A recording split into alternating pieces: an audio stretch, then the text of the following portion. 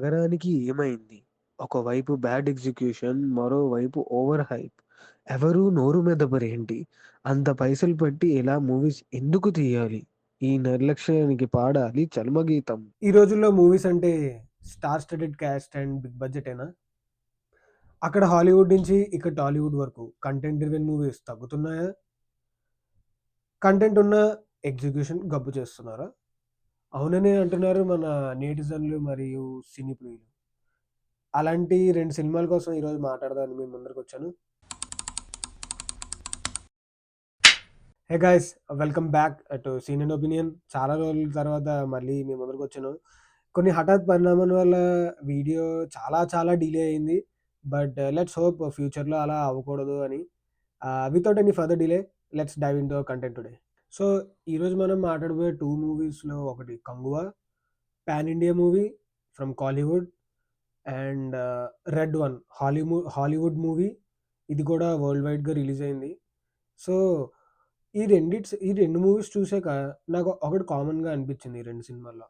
ఏంటంటే రెండిట్లో కాన్సెప్ట్ చాలా కొత్తగా ఉంది, బట్ ఎగ్జిక్యూషన్ మాత్రం అట్టర్ క్రాప్గా ఉంది. సో ఈరోజు మనం ఫస్ట్ కంగువా మూవీ కోసం మాట్లాడదాం. సో నాకు ఎంతో ఫేవరెట్ యాక్టర్ సూర్య, ఆయన హీరోగా చేశారు. అండ్ నాకు ఎటువంటి ఇంప్రెషన్ లేని డైరెక్టర్ శివ. స్టార్టింగ్లో వీళ్ళిద్దరి మధ్యన కాంబినేషన్ అంటే గులాబ్ జామ్ కలగల్లాడేవి. మీ అందం ఏంటి కానీ ఇట్స్ ఫైన్. ఎంతైనా సూర్య గారు స్క్రిప్ట్ సెలెక్ట్ చేశారంటే బాగుంటుంది అని ఒక చిన్న హోప్, ఎక్కడో చిన్న ఆశ. ఆ చిన్న ఆశని అనగదొక్కుని ఎటువంటి హైప్ పెట్టుకోకుండానే సినిమాకి వెళ్ళాను. కానీ ఈ సినిమా బయటకు వచ్చేసరికి నా సిచ్యువేషన్ వర్ణనాతీతం. అంటే చాలాసేపు ఆలోచించింది, ఏంటి ఇంత మంచి కాన్సెప్ట్ ఉంది సినిమాలో, ఒక యూనిక్ కాన్సెప్ట్ ట్రై చేశారు, పెద్ద స్టార్ క్యాస్ట్ పెట్టారు, పెద్ద బడ్జెట్ పెట్టారు, ఇన్ని ఉన్నాయి, ఎక్కడ తేడా కొట్టింది అని. అప్పుడు వచ్చాడండి డైరెక్టర్ శివ, చీతా శివ. దెబ్బ అదుర్సు కదా అని ఆడియన్స్కి గట్టిగా వేసాడు. అంత ఇంత కాదు. ఎందుకంటే చెప్తా, అంత మంచి కాన్సెప్ట్కి ప్రాపర్ ఎగ్జిక్యూషన్ లేకపోవడం అనేది చాలా బాధాకరమైన విషయం. ఎస్పెషలీ సూర్య లాంటి హీరోకి అలా అయితే ఇంకా బాధ వేస్తుంది. ఒక పద్ధతి, ఒక ప్లానింగ్, ఒక విజన్, ఏదీ లేదు సినిమాలో. జస్ట్ తీసాడు, ఎప్పుడో రాసుకున్న స్క్రిప్ట్, అప్పటి ప్లానింగ్తోనే ఇప్పుడు 2024లో రిలీజ్ చేద్దామంటే ఎలా అవుతుంది సార్? అవ్వదు కదా. సెకండ్, సారీ, బట్ విఎఫ్ఎక్స్కి మాత్రం నేను సారీ. ఎందుకంటే ఎప్పుడో నా చిన్నప్పుడు వచ్చిన మర్యాద రామన్ సినిమాలో చిన్న విఎఫ్ఎక్స్ కూడా దీని విఎఫ్ఎక్స్ కంటే బాగుంటుంది. కానీ వీళ్ళు విఎఫ్ఎక్స్ ఇక్కడే ఆగిపోయారే, నాకు అదే బాధేసింది. మూడోది, థియేటర్ బయటికి వినపడేలాగా అరుస్తారు సినిమా అంతా. కంగా ఓకే అరిచారు, వైన్, మీ ఎమోషన్ నేను అర్థం చేసుకోగలను, కానీ ఒక లిమిట్ ఉంటుంది. ఎన్నిసార్లు అరుస్తారు అలాగా? అలా పాస్ట్లోనూ అరిచి, ప్రెజెంట్లోనూ అరిచి, మెంటలకి చెవిలోంచి రక్తం వచ్చేసింది లిటరల్లీ, అంతలా అరిశాడు. నెక్స్ట్, డిఎస్పి గారి మెడియోకేర్ వర్క్ నాకు ఏమాత్రం ఎక్కలేదు సార్.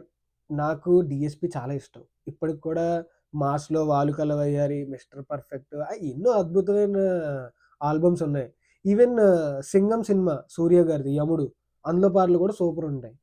కానీ ప్రెజెంట్ ఉన్న సిచ్యువేషన్లో బీజిఎమ్స్కి చాలా అట్మోస్ట్ ఇంపార్టెన్స్ ఉంది. మీరు దాని మీద ఫోకస్ చేయాలి సార్. సారీ, బట్ నాకు ఎందుకో ఎక్కలేదు, కరెక్ట్ కాదు. ఎందుకయ్యా వస్తారు? ఇలాంటి పాయింట్లు మెన్షన్ చేద్దని చెప్పిన ఎన్నిసార్లు చెప్పాలి మీకు? ఇంట్రెస్ట్ పోద్ది ఇలాంటి పాయింట్లు మెన్షన్ చేసే మూడు ఉత్సాహం సర్వనాశనం అయిపోతాయి. ఎందుకు పుడతారో కూడా తెలియదండి మనుషులు. కొంతమంది బేసిక్ సెన్స్ ఉండదు మనుషుల దగ్గర. ఓకే, సెకండ్ అండి, చెప్పాను సార్ స్టాఫ్కి క్రోకోడైల్ ఫైట్ గురించి రాయొద్దని, దానికోసం సెపరేట్గా పెట్టారు. బీపీ వచ్చేస్తుంది. క్రోకోడైల్ ఫైట్కి ఎంత హైప్ ఇచ్చారు, అసలు అంతకు మించింది ఏమీ లేదు. ఆ తూత్ అన్నారు, ఏముంది క్రోకోడైల్ ఫైట్లో? ఏమీ లేదు, చిరాకు వచ్చింది లిటరల్లీ. కానీ ఇలాంటి సినిమాలో కొన్ని పాజిటివ్స్ ఉన్నాయి. నాకు స్పెషల్గా నచ్చినవి నేను చెప్తా. ఒకటి, బాబీ డియోల్ గారి వైల్డ్, మ్యాడ్, క్రియేటివ్ ఎంట్రన్స్ చాలా బాగా నచ్చింది, చాలా క్రియేటివ్గా ఉంది.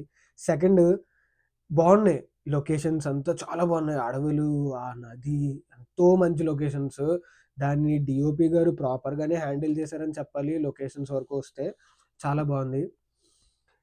Third and the best positive, మా దిశ పటానీని తీసుకోవడం వల్ల సినిమా ఏదో కొద్దిగా అలా బతికింది. ఒక సాంగ్ అంటే మాకు తెలుసు సార్, మీరు ఆవిడ ఎందుకు తీసారు, ఆ సాంగ్ కోసం తీసుకున్నారని మాకు తెలుసు. ఎందుకు తీసుకున్నారో పర్పస్ బాగా ఫుల్ఫిల్ అయ్యింది. ఆమెని ఏమైనా అంటే ఊరుకునేది లేదు. ఇప్పుడే చెప్తున్నాను, ఆమె సినిమాకి కొద్దిగైనా సూర్య తర్వాత ఆమె. సో ఆయన ఏమనద్దు.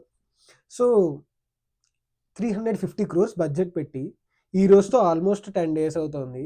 9 days వరల్డ్ వైడ్ గ్రాస్ చూస్తే, ఒరిజినల్ గ్రాస్, మీరు పోస్టర్లో వేసుకున్న గ్రాస్ కాదు, చూస్తే ఇప్పుడే 100 కోట్లు దాటి అలాగా 3 digits క్రోర్స్లోకి ఎంటర్ అయింది. చాలా బాధేస్తుంది సూర్య సార్ కోసం. This was not something we're expecting. ఎందుకంటే ఇంత గ్యాప్ తర్వాత 2 ఓటీటీ మూవీలు బ్లాక్ బస్టర్ అయ్యాక థియేటర్లోకి వచ్చి ఆ హైప్, ఆ story, sorry Shiva, this is not correct, but fine. Part 2 ఉంటుంది లేదు నాకు తెలీదు, ఉందని అయితే చెప్పారు. నా ఓవరాల్ రివ్యూ సినిమాకి స్టార్స్ అయితే 2 out of 5 ఇస్తాను. అందులో కూడా ఒక స్టార్ దిశ పటాని, సెకండ్ స్టార్ సూర్య, అంతే. ఓకేనా, అంతకు మించి ఇంకేం లేదు సినిమాలో. Thank you.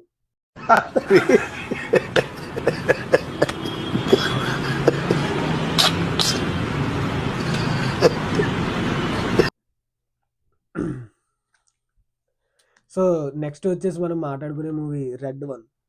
సో మీరు ఈ సినిమా పేరు రెడ్ 1 అని కాకుండా నెంబర్ 1 క్రాప్ అని పెట్టుకుని ఉంటే జనాలు ఆ టైటిల్ తగ్గ హైప్తోనే వచ్చేవారు. ఏంటి సార్ ఆ మూవీ? నేను ఈ రోజు కూడా చాలా హాలీవుడ్ మూవీస్ చూసి చాలా బాగా నచ్చుతాయి నాకు. కానీ ఏ రోజు నేను ఒక హాలీవుడ్ మూవీకి ఇలాంటి రివ్యూ ఇస్తాను అనుకోలేదు. మీ బడ్జెట్ ఇది $250 million, రూపాయలు కూడా కాదు, డాలర్లు. ఓకే ఫైన్, అది చాలా కామన్. మీ క్యాస్ట్ ఏంటి? మా గుండుమావ the Rock, the Dwayne Johnson తోపు, క్రిస్ ఇవాన్స్ కెప్టెన్ అమెరికా, మార్వెల్లో తెలియనోడు ఎవడో ఉన్నాడు, one of the most handsome sexiest man alive. Third, JK Simmons, ఆయన ఒక లెజెండరీ యాక్టర్, ఎన్నో తోపు సినిమాలు చేశారు.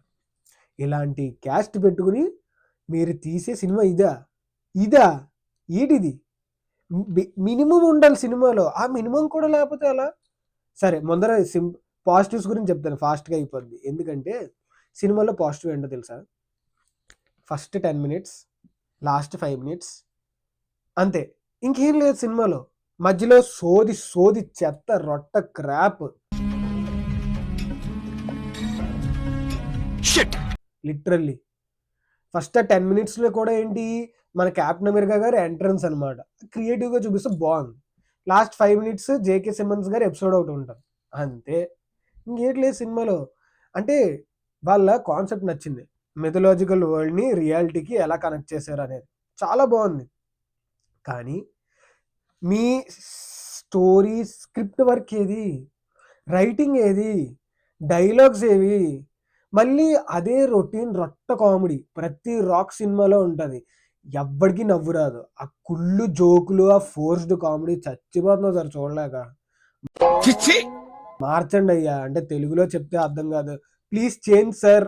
మీ వరకు వెళ్ళదు నాకు తెలుసు, బట్ ఏదో నా కర్మకాయల వీడియో అక్కడ వరకు వెళ్తే అప్పుడు please do change. This is shit, absolute shit. ఎందుకంటే నేను సొల్లు చెప్పట్లే, మీరు బాక్స్ ఆఫీస్ నెంబర్స్ చూస్తే November 22కి $100 million క్రాస్ అయింది.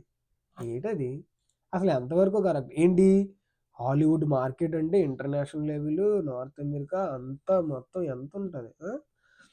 అలాంటి bad box office situation present. ఇంకా కష్టం సార్, ఇంకా మారకపోతే. జేకే సిమన్స్ని 15 నిమిషాలు వాడతారా? ఆయన రేంజ్ ఏంటి, మీరు ఇచ్చిన పిత్రే స్క్రీన్ టైం ఏంటి, అసలు ఏమైనా సంబంధం ఉందా? క్రిస్ ఇవాన్స్ అసలు తోపు, అతను అసలు వాడాలా ఎందుకు? అది పెట్టడం మొత్తం మీద అంటే ఏంది, ఎందుకు ఇవన్నీ ఎందుకు బాగానే చేసుకుంటున్నావు కదా సినిమాలు. ఒక రాక్ చుట్టూ తిరిగే సినిమా అయితే మీరు వేరే క్యాస్ట్ని తీసుకోవచ్చు కదా సార్, ఎందుకు సార్ ఇంత పెద్ద క్యాస్ట్ పెట్టి? జనాల్ని అట్రాక్ట్ చేయడానికే కదా. ఏం సాధించారు? రెండో రోజు నుంచి ఖాళీ. సినిమాలో ఏమైనా పాజిటివ్ ఉందంటే అది మా థియేటర్లో కుర్చీ, రిక్లైనర్, ఆహా 2 బకెట్ ఫుల్ ఆఫ్ పాప్కార్న్ అంతే. మిగతాదంతా క్రాపే, ఏమీ లేదు. థర్డ్ థింగ్ ఎవరికి చెప్పకండి, మా దాంట్లో ఉండే మేనేజర్, థియేటర్ మేనేజర్, సరే సినిమా కోసం మనం ఆమెకి ఏ స్టార్ రేటింగ్స్ ఇవ్వలేం, కానీ ఆమె కోసం థియేటర్ ఊరికే వెళ్ళి వచ్చేయచ్చు, ఏం పర్లేదు. So jokes about cinema rating వస్తే 1.5 స్టార్ అవుట్ ఆఫ్ 5. అందులో కూడా ఒక స్టార్ ఎందుకంటే సినిమాలో పోలార్ బీర్ ఉంటుంది, దానికోసం. అదే బాగా యాక్ట్ చేస్తుంది అన్నది కన్నా. సో ఒక స్టార్ పోలార్ బీర్ కోసం, మిగతా హాఫ్ స్టార్ ఏదో ఎఫర్ట్స్ పెట్టారు కాబట్టి. లేదంటే సినిమా ఈజీలీ నెగ్లిజిబుల్, టీవీలో చూడడం కూడా వేస్ట్. Thank you. ఓకే, మీరు నా ఛానల్లో నా వీడియోలో లాస్ట్ వరకు వచ్చారంటే ఖచ్చితంగా మీకు నా వీడియో నచ్చుతుందన్నమాట. So please do like, share, subscribe, comment and please definitely comments చెప్పండి నాకు మీకు ఎలా అనిపించింది అనేది. Thank you so much. Please do share.